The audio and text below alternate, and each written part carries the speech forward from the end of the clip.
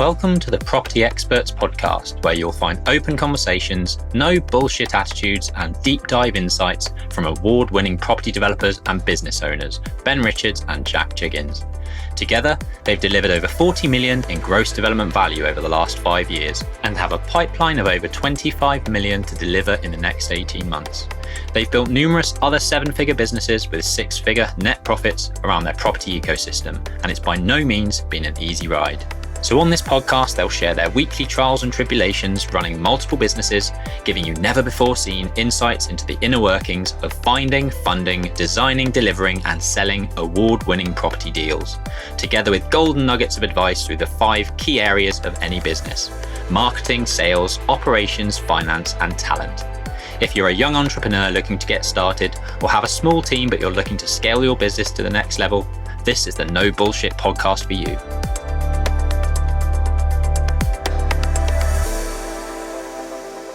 Hello everyone, and thank you for joining XP Exposés live at 5. You're here with myself and Ben Richards. We've had a week off, but we weren't being lazy. We were in south of France, in Cannes, enjoying the weather, the business networking, and the event of normally known as MIPIM. But we went out with a group of guys and had a really good time, but it was just too much of an ask to come on at 5 o'clock. Between flights and transfers and things like that. But we'll be going into that as our first point. But thank you for joining. If you haven't joined our exposés before, Ben and I run several businesses. We run a development business together, a measured building and topographical surveying business together. Ben's runs an architectural practice based in Clapham. I also run a management and lettings and investment business with my brother. And we also have built a social portfolio. The reason for these lives is to share the highs, lows, and fun that we have in a week in businesses. This week, it's good for you. You get 2 weeks worth of context and content. We would really love questions and prompted topics to talk through, because we're here to not only recap ourselves, but also to discuss with listeners that might be going through similar issues and how we might have overcome them, so we can share notes and hopefully grow everyone's businesses. Cool. So should we kick off? Yeah, I was just going to give a quick overview. So we're going to be talking about MIPIM. We're going to be talking about our company group structure, which is growing very rapidly. And I'm sure anyone in the property industry is gonna, if you're building a business and you're having multiple projects on the go at any one time, your group structure is probably going to fill out like ours has. So it'd be good to give you some insight into that. Jack's going to talk through one of the assisted sales that he's going through. We've got some SASS investment coming in, so we're going to be talking about that. We are heading up the Baker Street property meet. We're going to be talking about our property deal of the year, the XP boardroom that we've been running for 2.5 years and how we can get involved in that. One of Jack's projects where we've had a few issues with groundworks. Aura's achieved a couple of planning approvals over the last couple of weeks. So we're going to be looking at some of those. Sunset Court is almost complete. So we'll do a quick roundup of that, talk about our newsletter, and then introduce what we've done to Cheddar's Demolition works. Cool. MIPIM. Kick off with MIPIM. So for those that you don't know, MIPIM is supposedly, and I'm yet to see it proven wrong, the biggest property conference in the world. Not in England, not in London, not in the little town where we work in Henley, in the world. So we kindly got invited to go over there with the Developers Club. Shout out to the TDC, which I'm a member of, and we went out there to enjoy networking with all sorts of different types of people. And it was coincidentally, Ben and I booked to go to MIPIM the year of COVID, but the virus got in the way of us going, and it was quite nice and refreshing to go out there and give it a whirl this year round. Ben, do you want to give your 2 cents on MIPIM? Yeah, no, it was great, to be honest. We met a lot of new people. We rekindled, conversations with other people that we do know but haven't spoken to for a while. The conference itself was, it's vast. And to be honest, for the sorts of things that we get involved in, I'd say actually going into the conference itself is maybe not the best use of our time. What really was, very inspiring, good fun, and useful for us as a business was actually the little conversations and events that were being held outside the conference, lots of rooftop bars where people were hosting events. So, Shawbrook, Lenders, Searchland, all the sorts of people that we, work with regularly were hosting various events at various different times around MIPIM. So that, I think, was definitely a learning curve for next year, to maybe not go into the conference itself, but actually skirt around the outsides, trying to get invites to various events and networking that way. Good. And then anything else to add to that is it's good also going with good company. There was 12 developers with us, so it was really good to sort of delve into, when we're going to and from the venue, just to what they're up to in their businesses and their sort of growth struggles. So I suppose it's good to sort of support our business, that Ben and I don't just keep very insular and keep our head in the business. We have a non-exec advisor for our business, but we also do surround ourselves with people that are doing where we want to be with our business, and learn off others, and also share notes ourselves. So moving on to something a little bit more mundane, but Ben and I have been working with our tax accountant and also our other accountants within our business to basically push forward our XP group accounts. Now, a couple of years ago, we restructured our whole business to have holding companies in a group structure. The benefit of that is you get group tax allowance. This is not tax advice, and I'm not qualified as a tax advisor. But we, this week specifically, have been working through the group structure and how we can operate and really benefit from group tax relief. So as you can see on the screen there, we've got two sort of mid-level companies. One's a trading company, one's a holding company, which sit above all of our special purchase vehicles. These are all companies that are set up to ring-fence projects that feed up into our group holding company, and then mine and Ben's own limited companies. So this is the sort of first real year coming at the back end of all the independent accounts that we can look at the group tax relief and how we can offset certain things. And it's been really interesting looking into that, but a bit of a mammoth task, as you could probably imagine. Anyone that's done end of year accounts in one company alone is enjoyable, because you're sort of trying to remember what you did 2 years ago.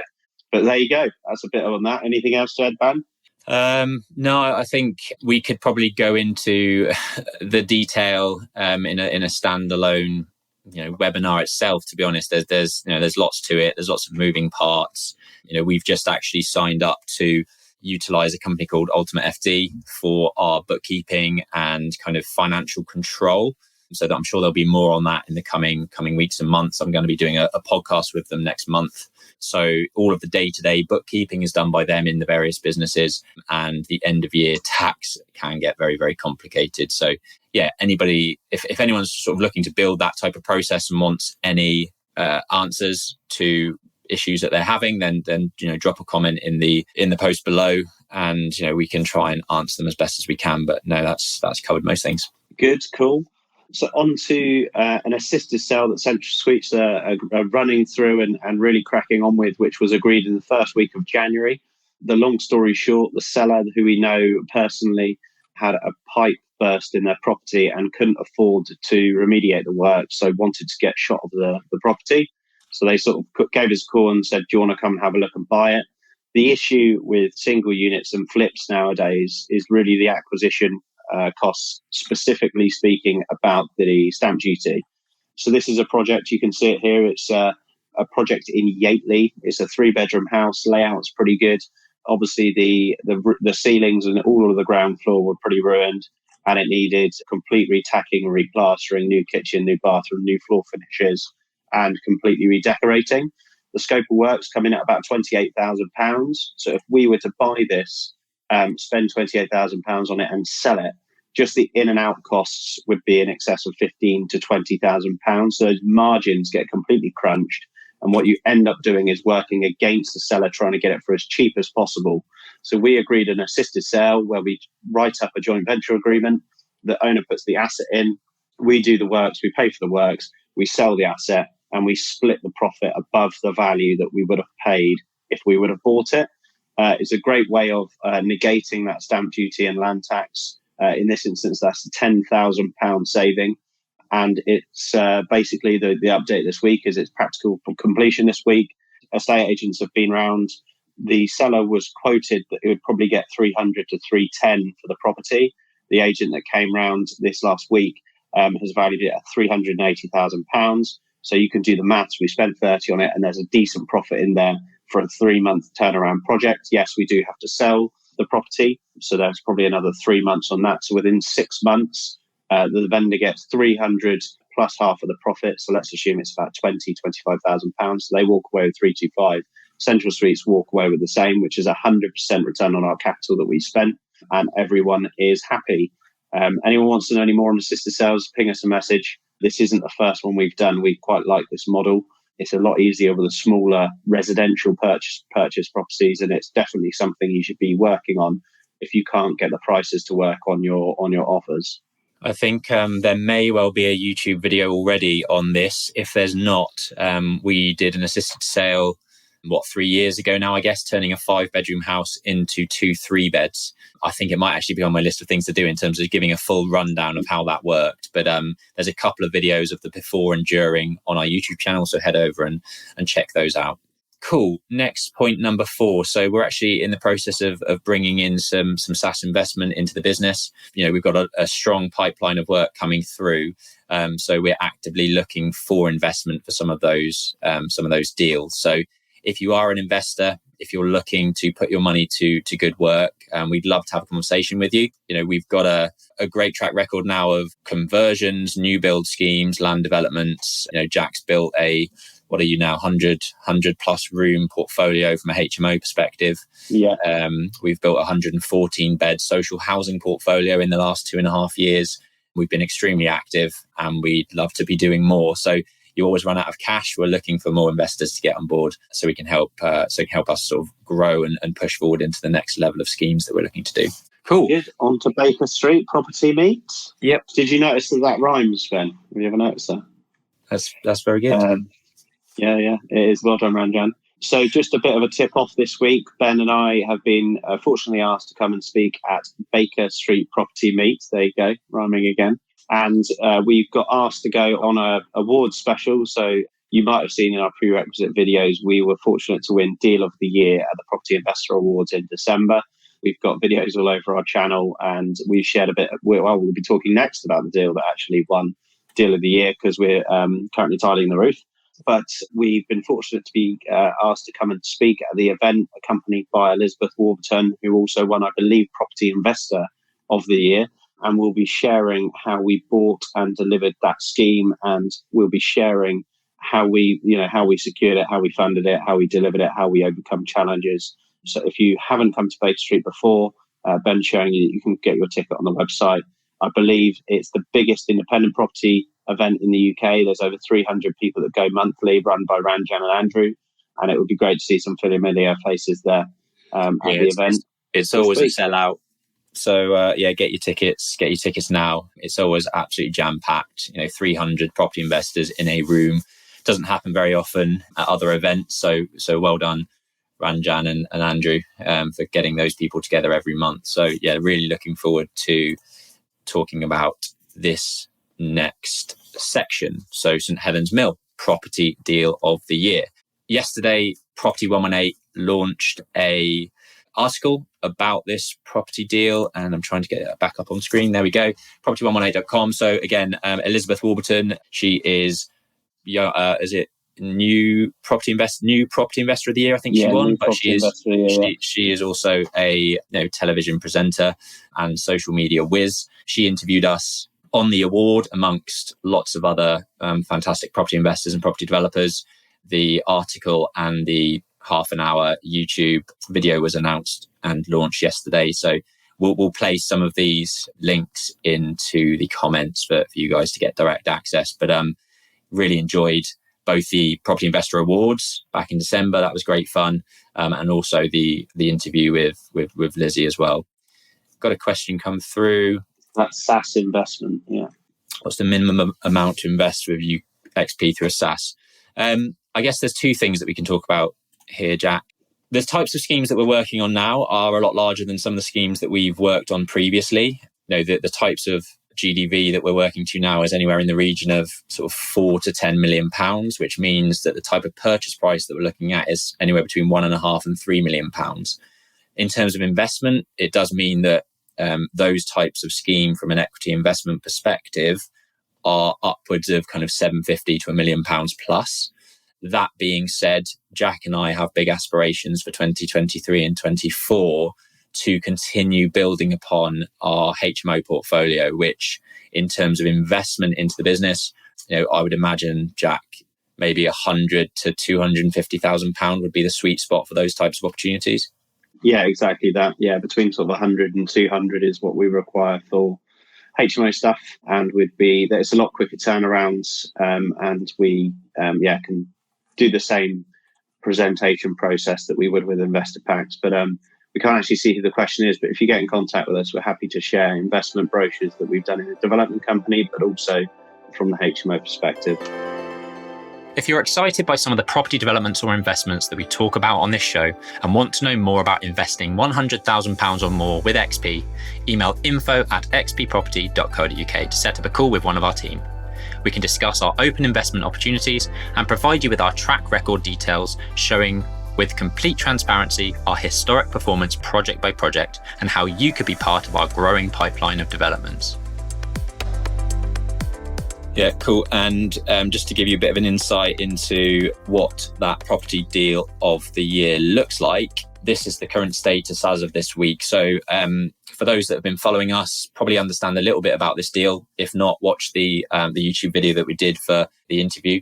And we've finished 13 of the 14 units, refurbishing them, new kitchens, new bathrooms, reconfiguring some of the spaces, turning some 1 beds into 2 beds. And the final piece of the puzzle is the loft extension. So we've installed 6 dormer windows, these things, 4 at the rear, 2 at the front, amongst other Velux windows. And we have we've taken off the whole roof, rebattened it. We're now putting the tiles back in and due to complete the conversion of a 2-bed flat into a 4-bed HMO by the end of June. So yeah, stay tuned to see the progress update on that one. Cool. We're on to XP Boardroom. We've been busy with trying to bring more people into the first boardroom that we've been running for 2.5 years. We had the wonderful Ian Walmsley from Planning Geek join us last month, and hopefully he's going to be a continuous member now going forward. We've got the likes of Susie Carter, Stuart Scott, Andrew McDonald, and various other people on board with the boardroom. And that sort of forum is a fantastic place to learn, to share contacts, to share knowledge. If it's something that you'd be interested in, then please do get in touch. We are looking to expand with a second boardroom group for more beginner level type developers, to hopefully help a few people that are maybe doing projects up to say £1 million, help them along with their journey and hopefully improve their business and help them grow a little bit faster. So if that's of interest to you, do get in contact. Good. On to the groundworks from Pell. So Ben probably recognises the property in the middle and the front. So this is a personal project that I took on. Well, I bought it last year, got planning consent to do a single story and loft extension, Airbnb'd it while I did that. It's in Henley-on-Thames.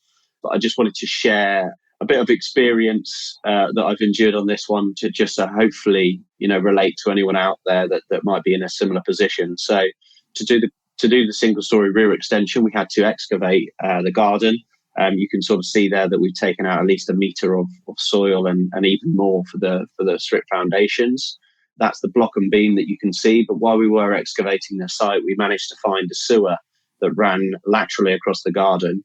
So we were required to get a build-over agreement. And Ben and his team at Aura really helped with that process. But the key learning is when we found the sewer and we got the design for the groundworks, the existing groundwork firm that we're digging up basically didn't like the look of all the work that they had to overcome and said, we're walking off site unless you agree that this new scope of works is going to be £20,000.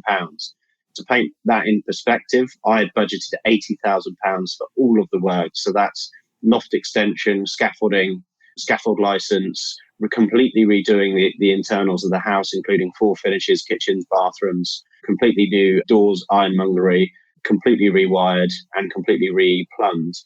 So that's a massive hit on the budget that I had for the groundworks. And I just didn't take that on board very well, not purely because I didn't want to pay it, but also I didn't believe that is what it would cost. We managed to get the build over agreement as mentioned and went out to another builder to help with the groundworks. And it now looks like we're probably going to be finishing that and completing that, including materials, for around £7,000. So just because the contractors on site is easier to go with, don't necessarily take their word for it that that's what it will cost, but don't be afraid to challenge things, because that £13,000 saving is straight off the bottom line. And when we sell this property, that is a pure profit margin that's going to be made. So don't be afraid to sort of pause, take a second, and don't be pushed around by contractors. He said that because it is a pretty niggly job. But then again, someone else might look at it and see it as a fee earner for them to get in and out in a few weeks and a good project to take on. So just a quick learning on that. And there's a dodgy video of me driving a digger in the back of the site as well on the Central Speed channel if you want to see that, which was quite fun. On to Aura planning. Nice. Good stuff. Yeah, so Aura have been very busy. So I've been running Aura Architecture and Interiors for the last 6 years. There's a team of 15 of us based in Clapham, South West London. We work all over London and the home counties. It's been quite a busy couple of weeks. Don't have time to share everything, but I just wanted to share some of the more sexy looking projects that we're working on. So this image that you can see in number 9 at the top is an external pool house to a grade 2 listed farmhouse that we've been working on for the last 9 months. The grade 2 listed farmhouse section has a new orangery, complete refurbishment top to bottom, and is due for completion in the next month or two. So watch out for photos for that. But this week we had some really good news that the pool house has now been approved at planning stage. So the pool house links to a couple of external outbuildings with a gym, sauna, salon, plant room, swimming pool, steam room, the works. So we're really excited to kind of start moving on to the pool house once the grade 2 listed farmhouse is complete. So really exciting project that I can't wait to get started on. We also have planning approval for this. This is a real sort of a very, very large house in Wimbledon, and we are completely remodeling the ground floor and the loft space, and works started on that this week. That is a monster span on the ground floor that we are now opening up. I think it's about 8 meters. So yeah, quite a chunky beam going in there. But really good looking building. The CGI looks fantastic, and excited to continue progressing with that one. Theobald's Manor, you may have seen what we've been up to in this project. It's a 6,000 square foot grade 2 listed manor house in Hertfordshire. And it again is having a back to brick renovation. The enabling works have been completed. We're now putting the puzzle pieces back together. And this week was quite a big step in the right direction because all of the external windows were installed. So big step in the construction program. You can see the open plan kitchen, dining, living space coming together. This is one big kitchen island in the middle. And do follow Aura Architecture across socials to see how that one progresses. Cool. What do we got next? Sunset Court. I won't touch on this more than saying the new builds are now complete. So what you see behind me, there's some touching up work to do on the porches to the front. But internal, all of the carpets and flooring are now down. I think cleaning day will be end of next week. And we are starting pulling through the landscaping out the front. So electrical and water connections are booked in for next month. Landscaping should be completed by the end of next week. And we're hoping to hold another open day there. So if you are interested in seeing the finished product of that and you came along to our site tour back in October, do get in contact and we will put you on the list, which I guess leads on quite nicely to our newsletter. Yeah. So our newsletter is something that we've been doing, I believe, for in excess of maybe 3.5 years. It's obviously what people don't see on social media and don't see behind closed doors. Ben, I don't know if you want to pull up our last one that went out. Just trying to. And the reason that we started bringing these out is because we obviously communicate with a lot of people over email that aren't on social media, and we wanted to sort of share with them what we're up to and what we're doing. And I must admit, out of everything that we put out, it always gets really, really strong feedback when these emails go out, and we always have people responding really excited about the schemes, and it does give a bit more meat on the bone in terms of numbers and projects. So if you are not subscribed to our email list, and the worst case, if you could subscribe, you can always unsubscribe. But we do put quite a lot of effort to get this detailed review in our projects and updates in the business out on a monthly basis. including projects, what's been funded, where it's at in delivery, and what we're doing with those particular schemes with click-throughs and site tours and all sorts of videos of YouTube. So as you can see, it's very clean, collated information and quite exciting to read through the exact numbers of where everything's at. So ping us a note if you want to be on the mailing list for that. And I promise you won't be fast to unsubscribe, and you won't get any other emails from us other than our newsletter. We'll put the link in the comments where we can down below. But actually, I just noticed that we haven't talked about this one for a while. But the old maltings, we've literally today and just an hour ago paid for an external works planning application to enter our second phase of works for that project. So this is our biggest scheme to date. We completed in January. We've already got permitted development rights to convert 10,000 square foot of office space into 16 flats. We are going back in to extend into the undercroft to the rear, add some new build elements, roof lights, add a new floor in the roof space. And we hope to end up with 24 units. But I guess the key thing is the number of extra bedrooms that we're going to get. And it's about double what we achieved within the 16 unit scheme. So a massive enhancement in added value, all subject to planning. But, we've got a strong strategy, strong delivery team, architectural team, planning consultancy in place to deliver that. And what you're seeing here is actually a sort of draft mock-up CGI of how we hope to change the front elevation from a very, very ugly glass and metal framework to a brick facade that kind of keeps in character with the neighbouring building and the original features of the property. So, yeah, stay tuned for that. I think there'll be a couple of site tours coming out soon. So do make sure you're subscribing to our newsletter to keep in touch with what's going on. Good. Last but not least, you might have seen in the last live we did 2 weeks ago, my dog Cheddar decided to pull the toilet roll off the wall in the office. And do not stress, it has been repaired. So we thought we'd put down there for a bit of fun. That's it. I think we've done it in good time, Ben. Yeah, we have. I'm trying to find the Cheddar video, but I don't have it to hand. Yeah, we had a lot to speak about because it was a 2 week catch-up. We're trying to keep it condensed for listeners to sort of spark conversations. So feel free to follow up with any comments or questions about this, even if it's after the live. We're more than open to and happy to answer any questions. I think that's it. Wrapped up for a 2 week review. Nice, good stuff. I've just as I find the video. I mean, is there anything else that's coming up this week that people should stay tuned for? We do also have, not this week, but I believe the following week. Where is it? Yeah, so the following week, I will be speaking at the Titans Property event, which is based in Gerrards Cross. I will be speaking about creative deals, so assisted sales, vendor finance, exchange delay completions is also coming up. I'm just looking forward for a full week in the office. I feel like we've been running around playing catch up then, but we might be doing that again on Tuesday. Yeah, we had an interesting conversation with a potential, investment partner earlier today. They've got a large fund, circa 8 figures, and they're interested in backing us in some of our developments.